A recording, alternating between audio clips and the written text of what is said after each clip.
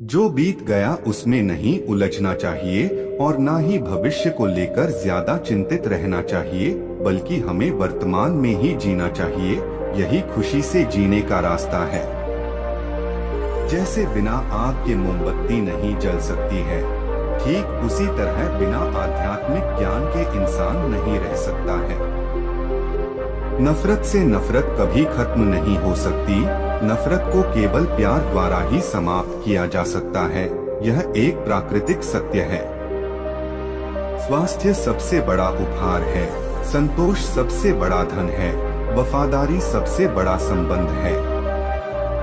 किसी विवाद में हम जैसे ही क्रोधित होते हैं, हम सच का मार्ग छोड़ देते हैं और अपने लिए प्रयास करने लगते हैं। वह जो 50 लोगों से प्रेम करता है, उसके 50 संकट हैं। वो जो किसी से प्रेम नहीं करता, उसके एक भी संकट नहीं है। आप चाहे जितनी किताबें पढ़ लें, कितने भी अच्छे प्रवचन सुन लें, उनका कोई फायदा नहीं होगा जब तक कि आप उनको अपने जीवन में नहीं अपनाते। आपके पास जो कुछ भी है, उसे बढ़ा चढ़ाकर मत बताइए और ना ही दूसरों से ईर्ष्या कीजिए। घृणा को घृणा से खत्म नहीं किया जा सकता है, बल्कि इसे प्रेम से ही खत्म किया जा सकता है, जो कि एक प्राकृतिक सत्य है। बिना सेहत के जीवन जीवन नहीं है, बस पीड़ा की एक स्थिति है, मौत की छवि है। गौतम बुद्ध की गिनती ऐसे महापुरुषों में होती है जो सिर्फ भारत ही नहीं बल्कि पूरी दुनिया में मशहूर हुए। सत्य, धर्म, प्रेम, शांति और सद्भाव पर उनके विचार ने न जाने कितने लोगों की जिंदगी बदल दी। गौतम बुद्ध ने ही बौद्ध धर्म की स्थापना की और आज के समय में इनके अनुयायी पूरे विश्व में हैं। गौतम बुद्ध के बताए मार्ग का लोग आज भी अनुसरण कर रहे हैं और एक सुखद जीवन व्यतीत कर रहे हैं। बुद्धा के स्मरण से ही असीम शांति का अनुभव मिलता है। मुश्किलें चाहे 1000 हो, अगर मन में संकल्प हो तो हर काम संभव है। 3 चीजें लंबे समय तक छिप नहीं सकती: सूर्य, चंद्रमा और सत्य। हजारों खोखले शब्दों से अच्छा वह एक शब्द है जो शांति लाए। हमें अपने द्वारा की गई गलतियों की सजा तुरंत भले न मिले, लेकिन समय के साथ कभी न कभी अवश्य मिलती है। हमें अपने द्वारा की गई गलतियों की सजा तुरंत भले न मिले, लेकिन समय के साथ कभी न कभी अवश्य मिलती है। क्रोध में हजारों शब्दों को गलत बोलने से अच्छा मौन वह एक शब्द है जो जीवन में शांति लाता है। बुराइयों से दूर रहने के लिए अच्छाई का विकास कीजिए और अपने मन को अच्छे विचारों से भर लीजिए। इस संसार में कुछ भी स्थायी नहीं है, इसलिए कभी भी अहंकार न करें। बुराइयों से दूर रहने के लिए अच्छाई का विकास कीजिए और अपने मन को अच्छे विचारों से भर लीजिए। इस संसार में कुछ भी स्थायी नहीं है, इसलिए कभी भी अहंकार न करें। हार मत मानो, क्योंकि शुरुआत हमेशा सबसे कठिन होती है। संसार में 3 चीजें ज्यादा देर तक छुप नहीं सकती है, और वो 3 चीजें सूर्य, चंद्रमा और सत्य है। आप जैसा सोचते हैं, आप बिल्कुल वैसे ही बनते हैं, इसलिए अच्छा बनने के लिए हमेशा अच्छा सोचिए। मनुष्य कितना ही गोरा क्यों ना हो, परंतु उसकी परछाई हमेशा काली होती है।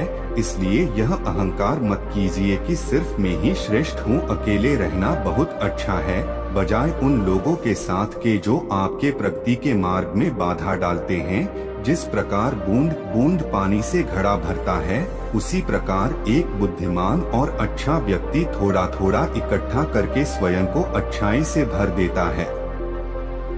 हमें अपने द्वारा की गई गलतियों की सजा जी भले ही तुरंत ना मिले, लेकिन समय के साथ कभी ना कभी अवश्य मिलती है। जो व्यक्ति अपने जीवन को ईमानदारी से जीता है, उसे मृत्यु से भय नहीं लगता। यही जीवन का सत्य है। मनुष्य का सबसे बड़ा शत्रु है क्रोध, इसलिए मनुष्य को अपने क्रोध पर नियंत्रण रखना चाहिए। जिसने अपने मन को वश में कर लिया, उसने शांति को प्राप्त कर लिया। आपके पास जो कुछ भी है उससे बड़ा चढ़ाकर मत कहिए और ना ही दूसरों से ईर्ष्या कीजिए। जो व्यक्ति दूसरों से ईर्ष्या करता है उसे मन की शांति कभी नहीं मिलती। दुनिया में 3 चीज जो कभी भी लंबे समय तक छुप नहीं सकती, वह है सूर्य, चंद्रमा और सत्य। यही ब्रह्मांड का अटल सत्य है। दुनिया नहीं जानती कि हम सभी का अंत यहीं पर होना है, लेकिन जो लोग इस सच को जानते हैं उनके सारे झगड़े एक ही बार में खत्म हो जाते हैं। क्रोध को प्यार से, बुराई को अच्छाई से, स्वार्थ को उदारता से और झूठे व्यक्ति को सच्चाई से जीता जा सकता है।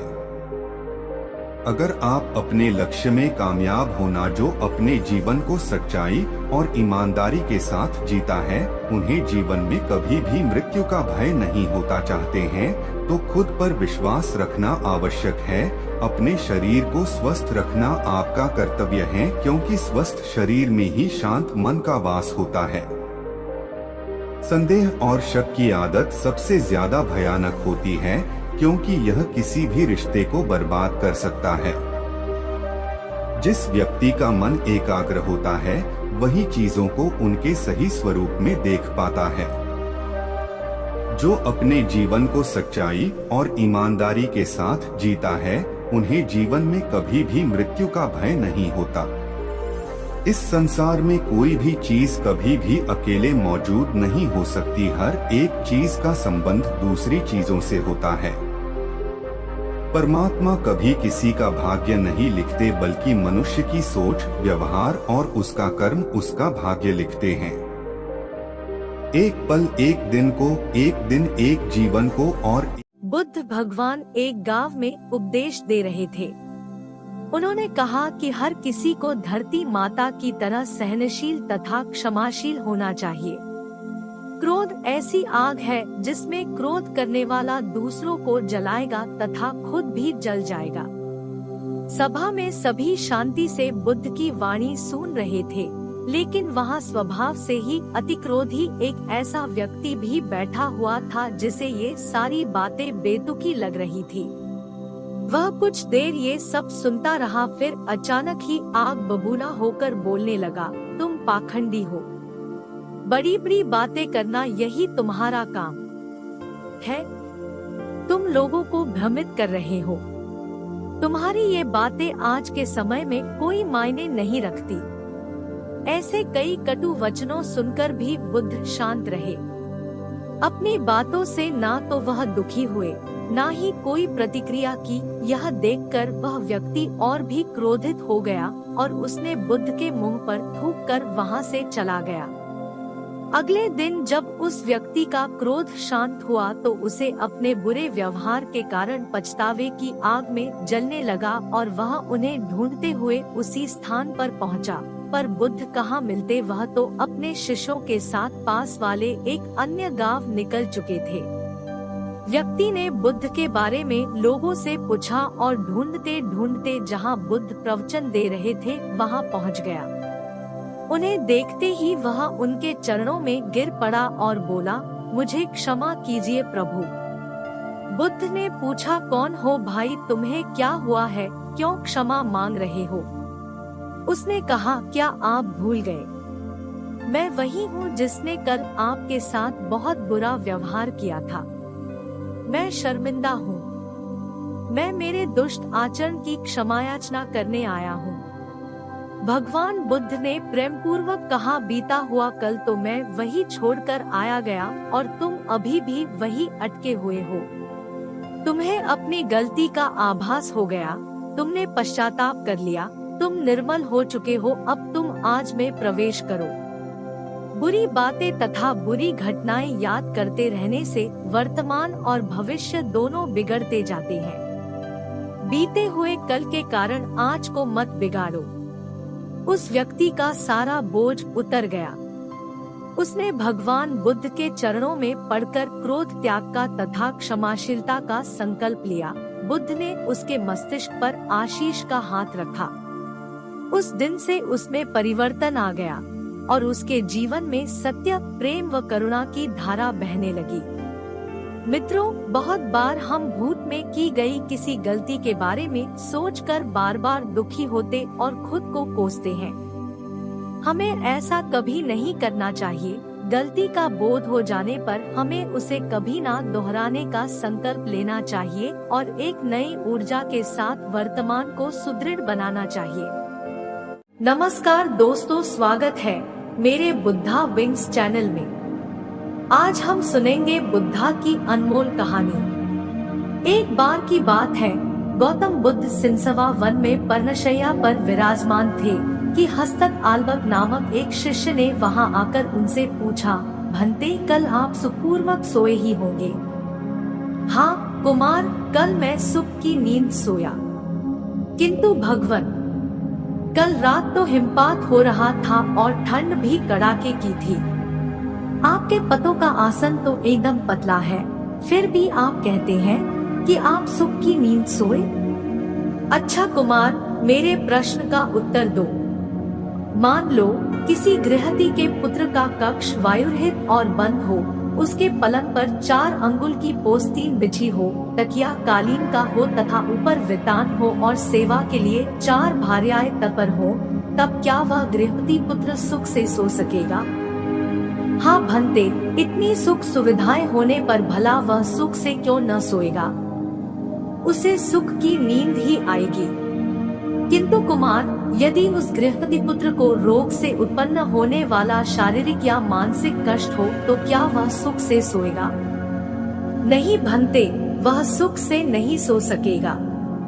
और यदि उस गृहस्थी पुत्र को द्वेष या मोह से उत्पन्न शारीरिक या मानसिक कष्ट हो तो क्या वह सुख से सोएगा? नहीं भंते, वह सुख से नहीं सो सकेगा।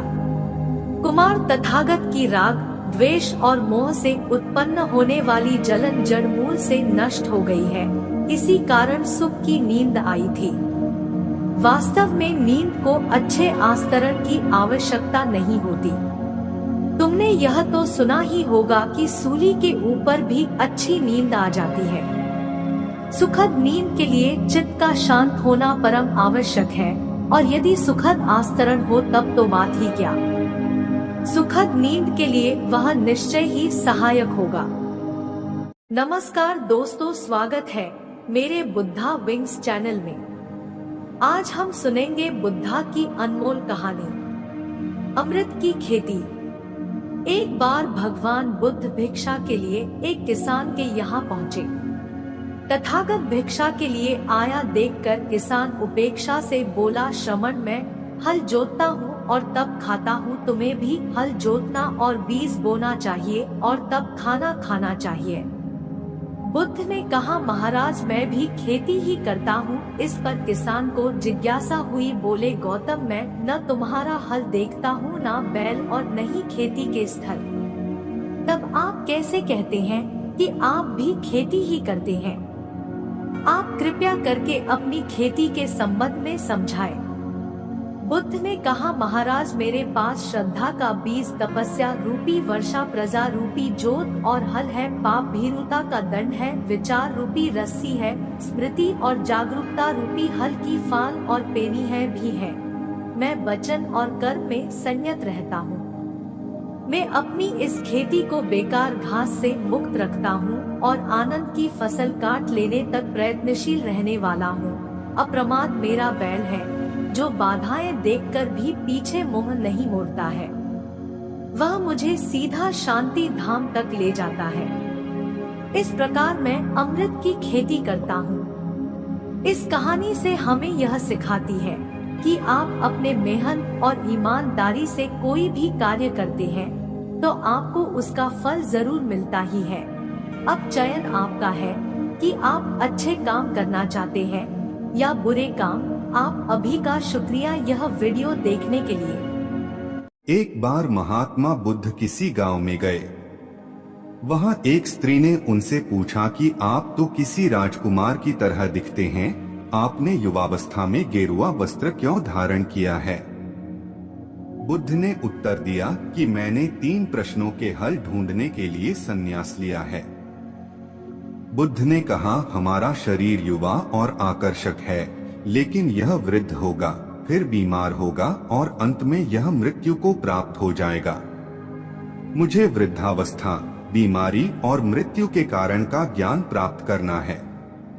बुद्ध की बात सुनकर स्त्री बहुत प्रभावित हो गई और उसने उन्हें भोजन के लिए आमंत्रित किया। जैसे ही ये बात गांव के लोगों को मालूम हुई तो सभी ने बुद्ध से कहा कि वे उस स्त्री के यहाँ न जाएं, क्योंकि वह स्त्री चरित्रहीन है। बुद्ध ने गांव के सरपंच से पूछा कि क्या ये बात सही है। सरपंच ने भी गांव के लोगों की बात में सहमति जताई। तब बुद्ध ने सरपंच का एक हाथ पकड़कर कहा कि अब ताली बजाकर दिखाओ। इस पर सरपंच ने कहा कि यह असंभव है, एक हाथ से ताली नहीं बज सकती। बुद्ध ने कहा कि ठीक इसी प्रकार कोई स्त्री अकेले ही चरित्रहीन नहीं हो सकती है।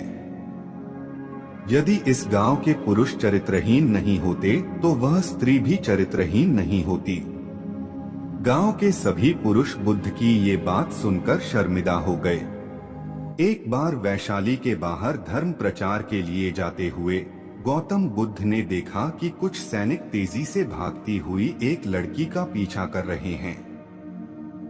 वह डरी हुई लड़की एक कुएं के पास जाकर खड़ी हो गई।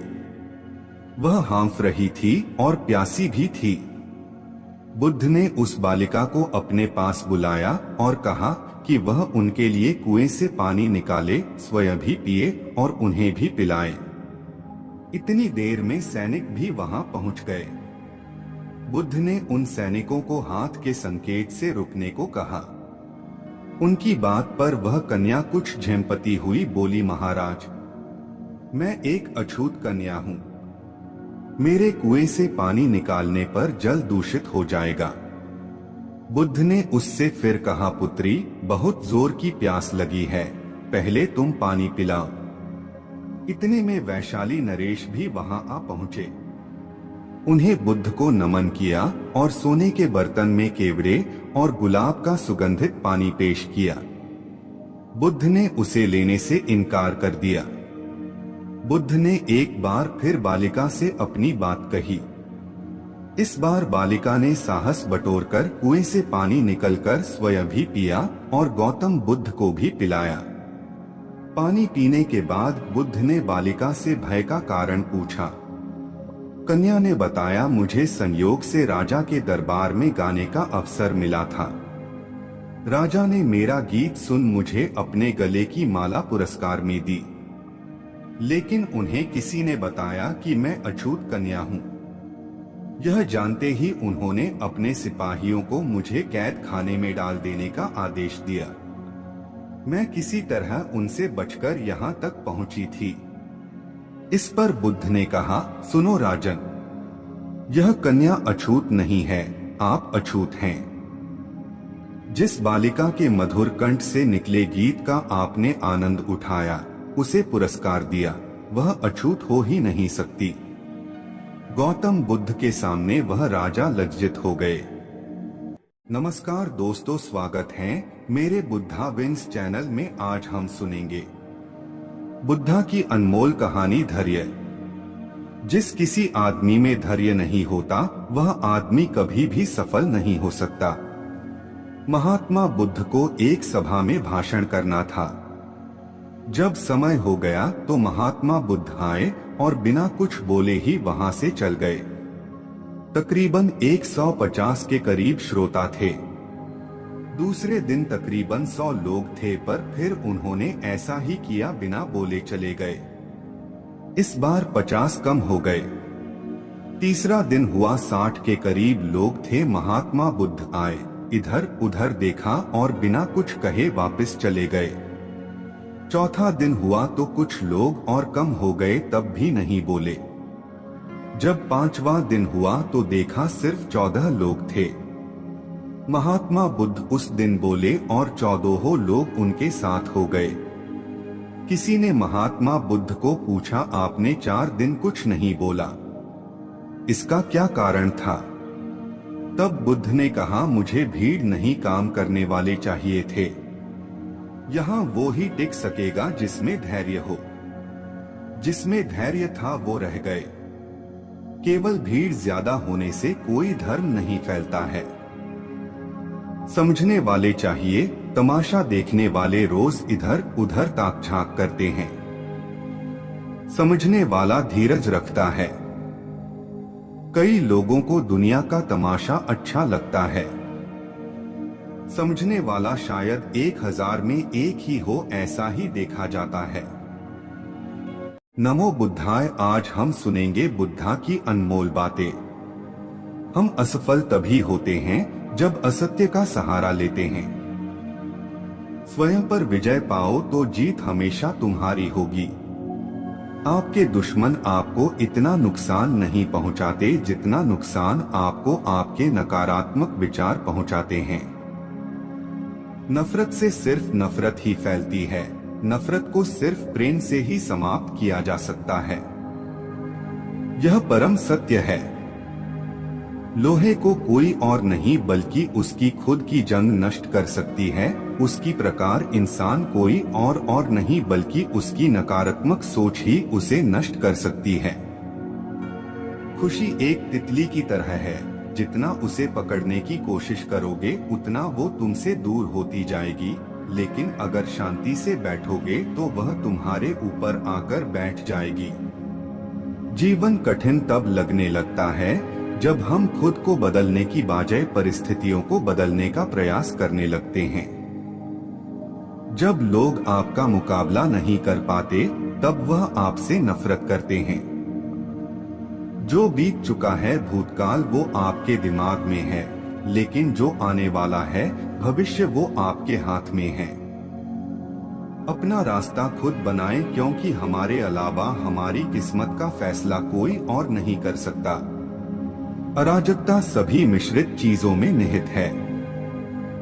परिश्रम के साथ प्रयास करें। यदि समस्या का समाधान किया जा सकता है तो चिंता क्यों करें? यदि समस्या का समाधान नहीं किया जा सकता है तो चिंता करने से आपका कोई भला नहीं होगा। गलत काम करने से बेहतर है कि कुछ भी न किया जाए। आप जो भी करते हैं अपने लिए करते हैं। हमारे साथ जो कुछ भी होता है वह हमारे द्वारा सोचे, कहे या किए गए कार्यों का परिणाम होता है। हम अकेले ही अपने जीवन के लिए जिम्मेदार हैं। शब्दों में नष्ट करने और चंगा करने की शक्ति है। जब शब्द सच्चे और दयालु दोनों होते हैं तो वे हमारी दुनिया को बदल सकते हैं। जब आप बोलते हैं तो आप अपने ज्ञान की हिसाब से बोलते हैं, लेकिन जब आप सुनते हैं तो नया ज्ञान अर्जित करते हैं। इसलिए बोले कम और सुने ज्यादा। मन एक ऐसे जमीन है जिसमें आप जैसी मानसिकता का बीज बोएंगे आपको वैसा है फल मिलेगा। स्वास्थ्य सबसे बड़ा उपहार है, संतोष सबसे बड़ा धन है। विश्वास और प्रार्थना दोनों अदृश्य हैं, लेकिन वे असंभव चीजों को संभव बनाते हैं। वीडियो देखने के लिए धन्यवाद। एक लाइक जरूर कर दीजिएगा।